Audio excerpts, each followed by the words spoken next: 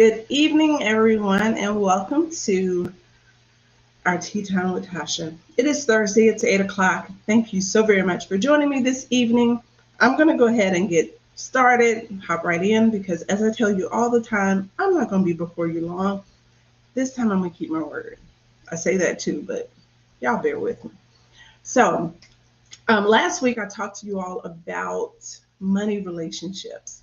And some of the money relationships that I shared with you, or some things that I shared with you last week, was identifying your money beginnings. So, the experiences that you have personally around money play a big role. So, if you had a part time job when you were in high school, if you were always on the receiving end of someone's generosity, or if your parents sat down and talked to you about money, that's where your money began. Your money relationship begins. And then letting go of the past.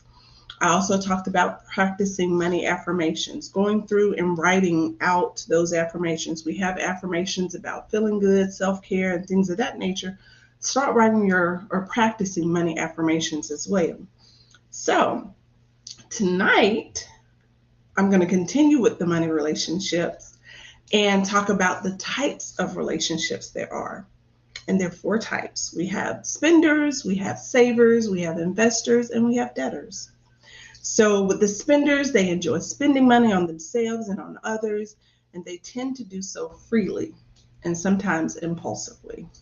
We have savers. The savers are careful with their money. They believe in the importance of cutting costs and setting aside money for a rainy day. And then we have the investors.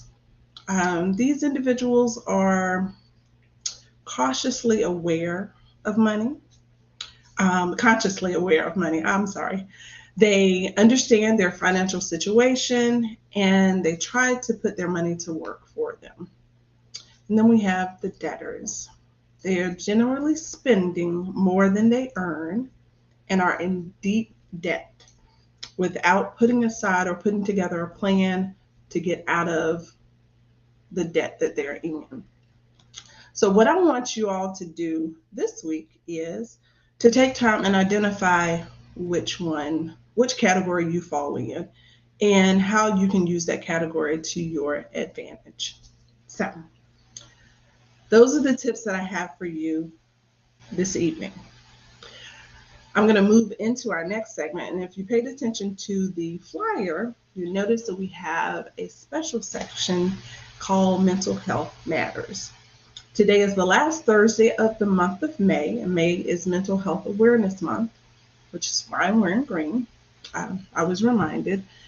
So I do have a special guest for us this evening to kind of talk about mental health and why it matters. So I'm going to take a moment and introduce you to our special guest. Her name is Tara L. Galloway. She is a native of Hampton, Virginia. She is a graduate of Old Dominion University with a Bachelor's of Science in Human Service Counseling. She received her Master's of Arts in Urban Education Community Counseling from Norfolk State University and a Master of Arts in Human Service Counseling, Marriage and Family from Liberty University. Tara has worked in human services, mental health field for over 18 years, becoming a licensed professional counselor in 2016. Tara works as a therapist, a parenting educator, a clinical director, a supervisor, and a community-based counselor. Above all the formalities, Tara's greatest joy is loving and nurturing her beautiful daughters, Zanaya and Jaden. Tara enjoys time with family and friends, shopping, eating cookies, dancing, and cuddling with her fur baby Indigo and laughing. Tara has a love for life and people. Her desire is to see individuals develop into their optimum selves, encourages hope, and plant seeds that can be watered along the way and be a testament of God's love. So I would like to introduce to you all this evening my cousin, Tara Galloway. Good evening, Tara. Good evening, and thank you for the warm introduction. I appreciate it. Great. Well, you're more than welcome. So I want to go ahead and hop into our mini discussion this evening. And it's pretty much around mental health. And so my first question to you, or statement, or ask, is for you to kind of share with us what mental health looks like to you. What mental health looks like to me? I must have missed this question. um, wow. When you say what does mental health look like to me, are you talking in reference to a general picture, or like are we talking about what healthy mental health looks like? Let's start with the general and then talk about what healthy mental health looks like. I guess when we speak of general mental health, it is just like a state of our mental being, like where we are, how we function within society, within our family units, within our workplaces, um, and how our mental process impacts our functioning in those settings. So I guess that's how generally I look at mental health. Like how are you functioning in a setting based off of how you process and receive information or manage emotions or deal with challenges overall. Yeah. Okay. All right. Then the next question is, I hear a lot of people, and I've said it myself, talk about protecting peace and setting boundaries. How important do you feel that is? Protecting your peace and setting boundaries. I think it's super important because if you won't do it, who will? Right? People tend to look out for themselves. We live in a society that spends a lot of time being focused on self, about the advancement of self, um, the look at me. We're in a kind of in a culture that's like look at me, see me, and it's all about an individual and not necessarily about the greater good. So I think about protecting our peace and setting and establishing boundaries can only be done by us, by the individual. So I think it's super important to do it in order to what we say protect our mental health or protect our peace, because if it's not done, then nobody else will. I agree. I agree. So, um, I was talking to one of my daughters earlier this week or last week, and she shared with me that, just because your family is your family, it doesn't give them the right to interrupt your peace. And then I shared a post a few days ago that said that you're not obligated to have a relationship with family members who are not good for your mental health. Um, in past years, I've gained, in this past year, I can honestly say that I've gained a better understanding of the importance of my mental health. I've spent more time with God. Um, I've sought a therapist. I actually have two. um, and taken a walk uh, away from situations and relationships that are not conducive to a healthy mental state for me. These are things that have worked for me. And there are many that are in the, I would say, Black community that have grown up in what is considered toxicity and don't realize that that's the type of situation, that the situations that they're in are toxic because that's all they know. That's all they've been exposed to until they are exposed to something different or they seek counseling. Um, with the statements that I made earlier, as far as not being obligated to have a relationship with family members who are not good for your mental health, as well as, you know, not giving people the right to interrupt your peace. Is that something that you would agree with or not? Mm, For the most part, I definitely agree. Like, we're not obligated to be in relationship with anybody. And ultimately, we should seek to surround ourselves with people who are looking out for our best interests, in their relationship and interaction with us, as we extend the same to them, right? That we're looking out for what's in their best interest as a part of this relationship. But ultimately, what, we have to hold ourselves in a place and in a position in the scene that we are taking care of ourselves. And so if a relationship or a situation fails to serve you in that way or that dynamic, I think it is absolutely okay to reshape that relationship and what it looks like, to consider, like, is this relationship serving me purpose and benefit? Am I'm becoming a better person? Am I reaching my optimum self, as a result of interacting in this relationship? Is it always taking away versus giving at times? Is it always one sided, one way or the other?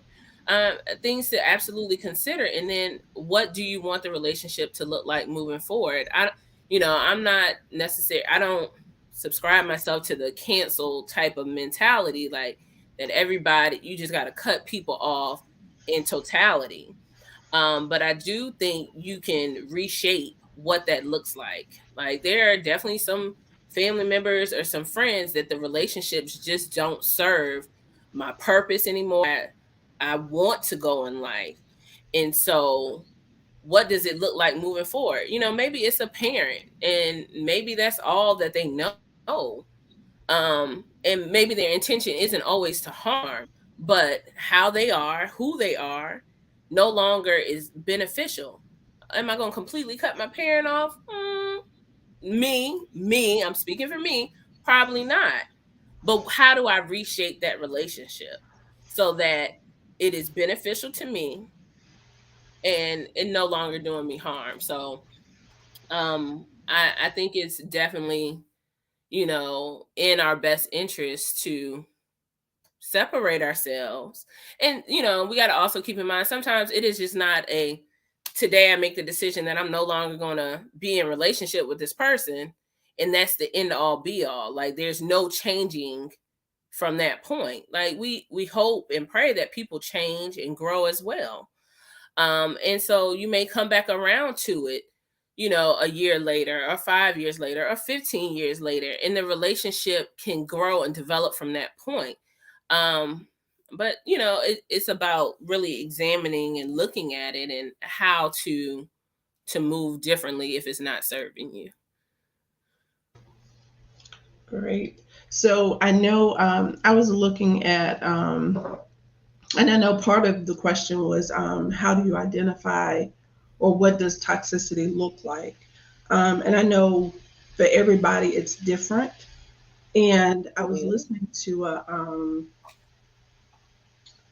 reel or something on TikTok earlier, and in the what I was looking at, it said when you are speaking, always keep a moderate tone because a raised voice turns hearts into stone. And like that was out of the entire clip, that was the one thing that like gravitated to me because I am one, I shut down. When there's a lot of hollering, screaming, it's like, oh my gosh, like I just can't take it. And that one statement, and then I'm reminded, and I want to say it's Colossians 4 and 6, where it talks about speaking with grace. Um, and if I misquoted, I'll go back and put it in the comments. But I know in how you speak to somebody is important as well. Is there anything else? Do you agree with that piece of it? And if so, if there's anything else that you can add. Ooh, Tasha, here you go talking about how we speak to people. Like, I'm always pretty transparent about who I am and what I am and where I am in life, right? We're all people who are evolving and changing and hopefully on this path to becoming our better selves, right? And so I am a yeller. And it always comes up in my parenting education classes. with the lady I do them with, and um like really having to take ownership of what we say and how we say it, right? The Bible does reference that we have the ability to speak life and death with our tongues, and that is such a powerful scripture or concept that we really just we throw it out there and we don't really place the true value of it that it has on it. And so in my parenting relationships, right, I have my kids can't tolerate the yelling. They know they come from a little loud family, but they have minimal tolerance for yelling. And it is a conscious effort to be able to talk to a person with respect and with honor and with love and with grace, right? And it's something that we really have to be conscious about doing. But we wouldn't want to be on the receiving end of what we're dishing out. And so, absolutely, how people speak to you, how they engage you, is definitely a gauge for whether this, whether this is helpful or harmful. But like what you're saying is in part is the establishment of boundaries, like being able to say to a person like, hey, when you speak to me in such a way, it hurts me, it harms me, I don't get the warm fuzzies. And that's really what, like, one of my daughters had to say to me, like, ma, like, this ain't working for me. Like, I understand, this is just how y'all do, but this ain't for me, and I have really had to get to a place to honor and respect her request. She established a boundary as a child. Um, and we need to honor and respect those boundaries. So, in part of that, right, is just recognizing this is how this makes me feel. Like coming into that awareness, that self awareness, and being able to place as I tell my clients, a feeling word. Don't tell me I'm okay. Don't tell me I'm fine. Don't tell me I'm good. Those aren't feelings. Give me a feeling word. And so coming into this awareness about what I'm feeling when I'm engaging with this person, when I'm talking with this person, when I'm around this person, I feel it's definitely a step in identifying whether this is harmful, whether it's helpful, whether it's just uncomfortable.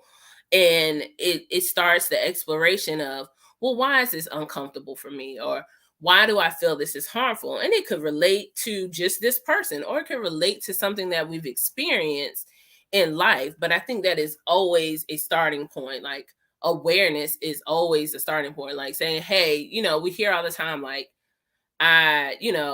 the first step to getting help is recognizing that you need it. And that's about awareness. So, just creating some internal awareness about how you're feeling. What are your thoughts in the moment when you're engaging in these type of relationships and interactions, so that you can start to unpack those things. So there was one thing that you said about expressing your feelings, and my girls would get on me because it was like, well, mom, do you like it? Or, what are your thoughts? And I was like, oh, it's fine. Well, it's okay. And so Kiana's like, mom, like, can you use another word other than it's fine? And it took me a while to kind of dial back and be like, okay.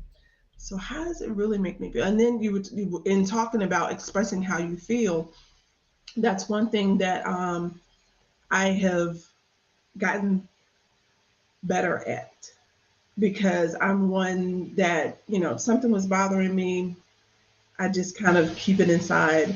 Or if someone said something that bothered me, I, they wouldn't see my tears, but behind the scenes or behind closed doors, my feelings were hurt, but I never expressed it to them.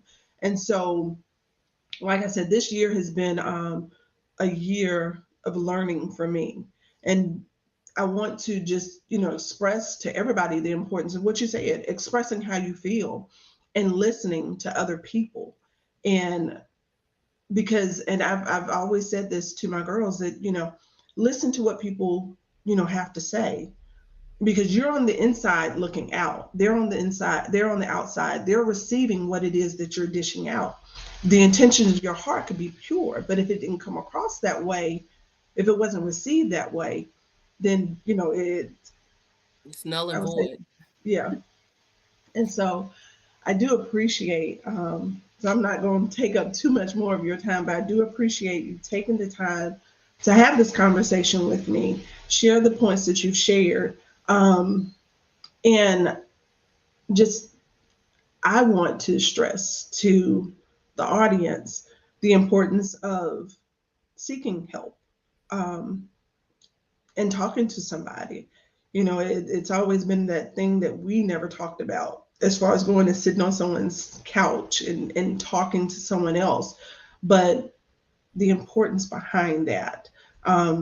I want to ask that you just touch on that just a little bit before, the importance of that piece of it. Absolutely. And just to add to what we were just talking about, like part of creating the awareness of our emotions is taking ownership of that. Like, this is how I'm feeling. And it is such a powerful thing. To be able to do that. And it's something that I'm constantly still learning within myself. Like, just take ownership of, this is how I'm feeling, whether it's right, whether it's wrong, and who's to judge whether it's right or it's wrong. But this is just how I'm feeling. So to take ownership of that, and then being able to have someone to talk to. Like, I think therapy gets a bad rap, right? Like, because it has, from where it started to where it is now, there has been an evolution, right? Things change, things improve, and it goes through a process. um I found myself seeking out therapy, um because I just needed someone to hear me, right? Like, just to be heard, to take ownership of my emotions, of my thoughts, and of my feelings, and for someone to hear me. And so it's not always the, sit on a couch, let me write a prescription. I'm not able to prescribe, but people think of psychiatrists more, when they think about counseling, sometimes like somebody who's just sitting there kind of assessing and judging individual and what they're going through. And it's not really about that. It's about your process. It's about being able to give voice to what you're feeling, to what you're thinking, to what you're experiencing, to help challenge, some thought processes that just aren't beneficial to you or helping you to advance, right? Or to grow or be the person that you see yourself being. And so I think it's important to have that outlet, and it can come in many different forms. Like, therapy doesn't just have to be talk therapy. There's art therapy, there's dance therapy, there's music therapy, there's hypnotherapy. Like, there's all types of different therapies, therapeutic models, and things that can be done. And you just have to find what's the right fit for you. Um, if you feel like you just need to get something off your chest, you got something to say, like, and it's okay, right? It's your process. You don't have to share with the world, hey, I'm in therapy, if you aren't comfortable in that place yet. It's about finding your own comfort level, and engaging where you can. But it's for you. You're doing it for you. And you should be most important to you. So I agree. I agree. So I do want to thank you. I know, we talked about comfort zones and things of that nature. So I do want to thank you for taking the time to sit with me this evening. Um, Usually at this time, I share with everybody the tea that I'm drinking. So I am still doing my oolong tea. Um, but let me go back real quick. I have put in the comment section different resources for individuals to tap into should you need. I put the National Suicide Prevention Line. I put crisis text hello to 741-741. This is a 24-hour a day, 7-day a week service that's available. Um, Also, I put the veteran information down for the veteran hotline, as well as linked to BetterHelp and therapy for Black girls. So these are just a few resources that are available out there. And if you have any that you want to, pass along to me, then I can make sure that I put those in the description as well. So, Absolutely. all right. Well, to the audience, thank you so very much for tuning in. And we will see you. Sorry, Tara. We will see you on next Thursday for Tea Time with Tasha. Have a great evening.